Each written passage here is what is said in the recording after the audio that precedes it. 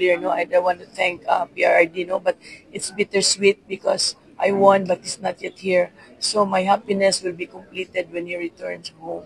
Yeah. Threshold. We will lower the threshold of the counting, considering that the Pamela Baricuatro has already garnered the votes of 1,088,765, while gubernatorial candidate Wayne Garcia got a vote of 744,261, with a difference of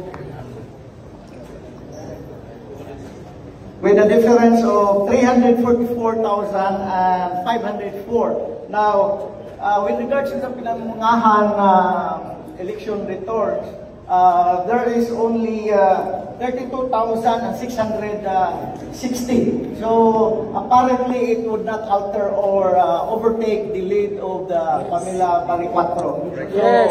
Correct.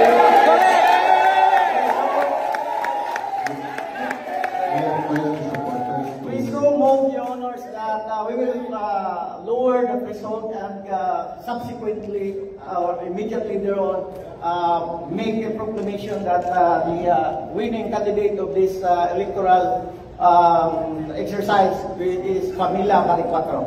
Thank you. In lowering the threshold, this is a procedure. Per manual, when to lower threshold? The answer is, even if not all of the results have been received, but the results will no longer affect the results of election, in particular the position, the BOC shall perform the following procedures.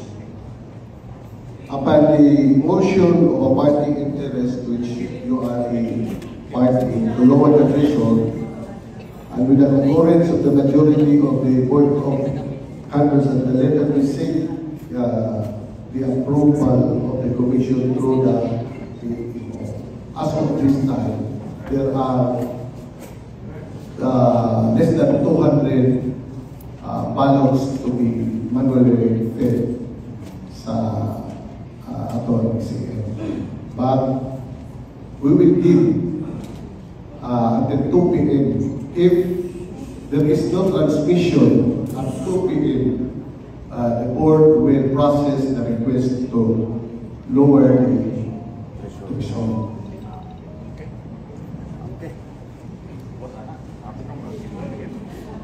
We respectfully submit to your discretion, Your Honor. Good. Provincial Governor for the May 12, 2025 national, local, and barn parliamentary elections. We, the undersigned members of the Provincial Board of Canvassers, do hereby certify under oath that we have duly canvassed the votes cast in 51 city and municipalities for the candidates for provincial governor in the elections held on May 12, 2025. Attached hereto and forming part thereof is a statement of votes by municipality, city and municipal garnered by each candidate for the office of provincial governor. That after such canvass, it appears that Baricuatro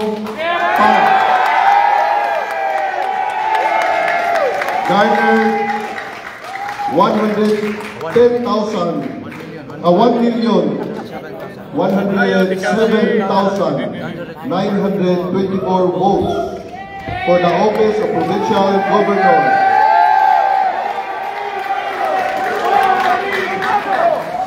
The same being the highest number of votes legally cast for the said office. On the basis of the foregoing, we hereby proclaim the above named winning candidate as the duly elected provincial governor of the province of Cebu. To witness thereof, we have fixed our signatures and imprint the top mark of the province in the province of Cebu. This May 13, 2025 at 3:26 in the afternoon.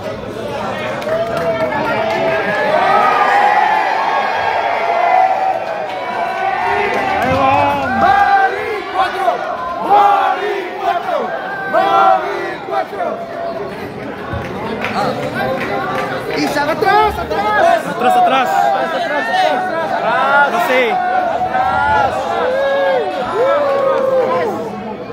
Oh, hangin ako. Malayo ko yung naman hapon mo yung picture. Ba? Atras gamay, atras. Atras gamay, tinapay na yung sarili. Picture ka lang. Atras, atras, atras, atras, atras.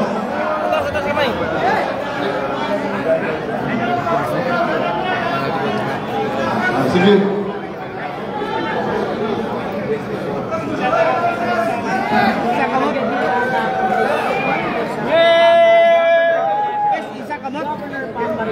Isa kamot. Isa, isa. Isa kamot.